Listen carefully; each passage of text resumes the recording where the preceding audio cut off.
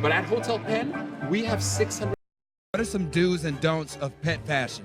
Do make sure that the dog is comfortable. Do not overdress the dog. These are animals. They need to have their flexibility. These guys, you see how comfortable he is. When it comes to dog fashion, I'm gonna leave it to the pros. So we'll sit down with doggy style expert Anthony Rubio after the break. Don't move.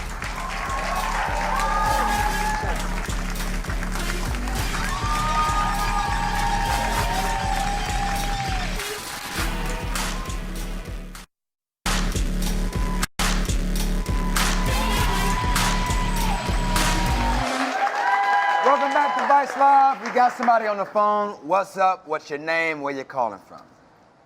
Hey, this is Candy from Charlotte, North Carolina. What's up, Candy? Hey. Hey, what's up? My question is, do you kiss your pets in the mouth? I went to a brew festival, and I saw this woman and her dog sharing a popsicle. Oh. So I want to know, do you kiss your pet in the mouth? Wow. Popsicle. On everyone's mind. Absolutely not. You don't know where the dog has been licking before or whatever. There's germs. Yeah. I never have. I won't. Yeah, but then people, like, dog people will be like, dogs' mouths are cleaner than ours. And I'd be like, ugh, I've never eaten my own ass.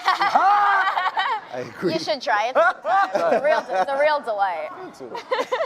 Thank you, Candy.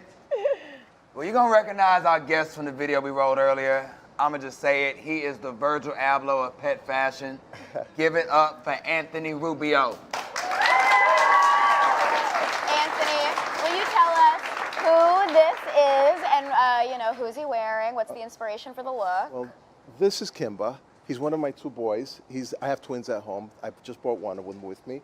And he's been featured in a lot of magazines. He's been in Vogue. He's been in Harper's Bazaar. Oh. They've been in, yeah.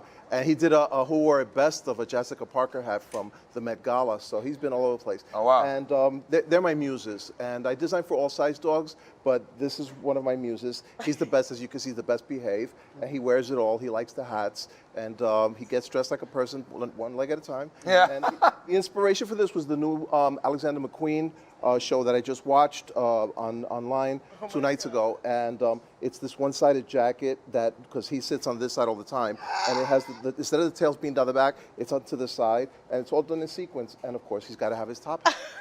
So has someone ever bought a dog to you to dress and you were like, oh, well, this dog is too fat? No. Like, I don't work in this style. You with the plus size dog? I'm with the plus size dogs. I do dogs of every breed and every size. I've done Leon Burgers. You've probably seen them with Denzel Washington in the movies that they're like human size, and I dress them up. The stuff I make them fits me. Wow. That's how big, yeah. Okay. Now, I didn't really get to go into details earlier during the video, but I know a lot of the pets at the fashion show were rescues. Mm-hmm. What does that mean to you? First of all, let's understand that when this whole thing of dressing the dogs started, for me in particular, was because I rescued a dog. And the dog always trembled and shook. And I watched that TV commercial about, remember thunder jackets? Mm-hmm. That if you hug them, they feel better. Well, that's what I decided to do. I created a jacket of my own, a whole design of clothing.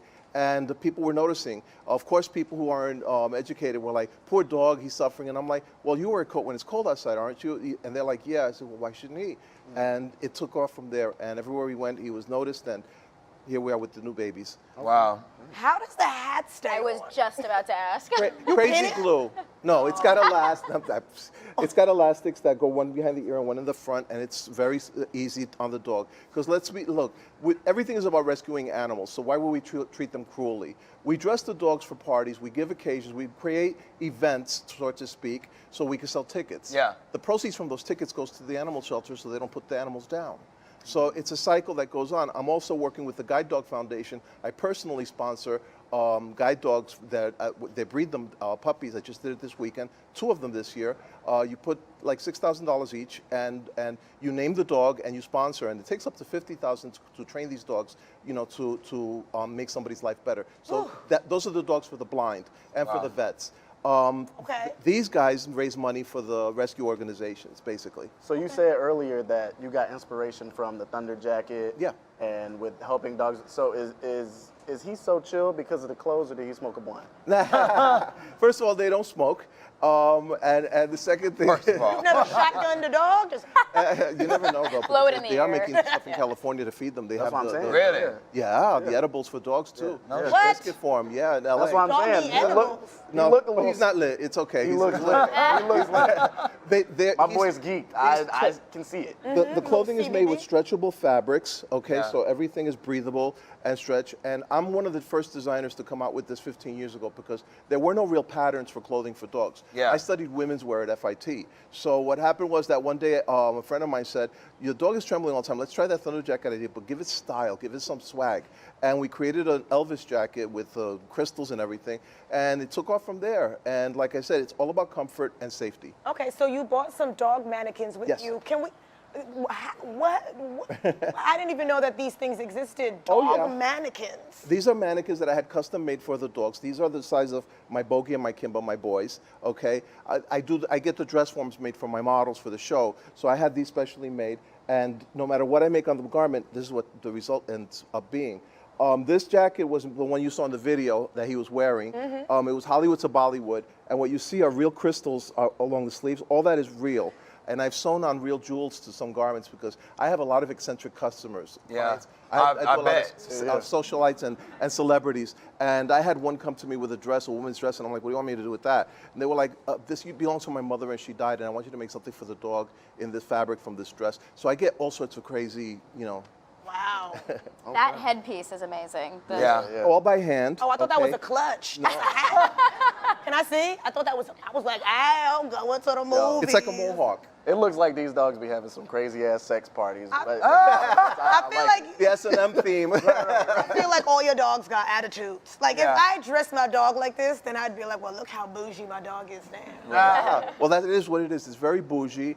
I've infiltrated, I'd like to say, Europe. I've gone to Europe. I've done a few shows and things over there. And I did Vogue Italia, and the chief editor, photo editor said to me, I don't dare put this in the publication because they don't understand this here. Yeah. And then she did what you just did, picked up the hat and looked at the work. She was like, this is art. I got to put it in. So Yeah. what we thought we're going to get 5 pages, we ended up getting 20 pages. 20 pages. Wow. 20 pages, and they did the whole story. And ever since then, it's all over Europe. I'm getting emails of people asking me how to start up from England, Italy, from Spain. I was in Spain, and I come back to New York, and they call me from Spain. Oh, we wanted to meet you so you could sell your stuff in our store. I'm like, you think I'm gonna get a plane back over there? I sell Crazy. them stuff. Nice. Anthony, you got great style. Thank I want to you. play a game with you called Absolutely. Boy Better. Can we get the first pick up? Oh. Now, Anthony, what do you think about this? Okay. I have to be biased here, okay? Because the little one on the right, that's my other boy. That's his brother. His name is Bogey, after Humphrey Bogart. And of course, I'm going to go with mine because it's covered in Swarovski crystals. Everything is crystallized, and you can see the dog is comfortable in it. And the other one's a costume from a Halloween shop. Oh, man. He said that dog is poor. Let's get another one up there. there. You putting Swarovski crystals on a dog? Like, Yeah, I look. don't How even about have that. this? Who do you think Okay. wore it better here? Okay. Well, she looks a bit too happy.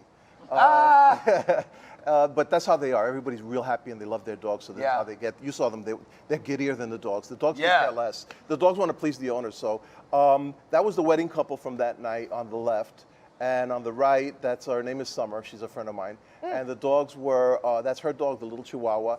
And they're done really nice. That was a royal wedding, by the way. They imitated the royal wedding, and that was the selling pitch for the show, for the event. I ain't really messing with the one on the left. He looked like he got on A copy a uniform. Nazi I was uniform. just It kind of looks like that, right? Yeah. Okay. Got an SS dog. Yeah. Well, thank you so much for coming and for Thank being you. here. Coming up next, Jason Weems in the building, and he's going to tell us about the worst comedy shows he ever had.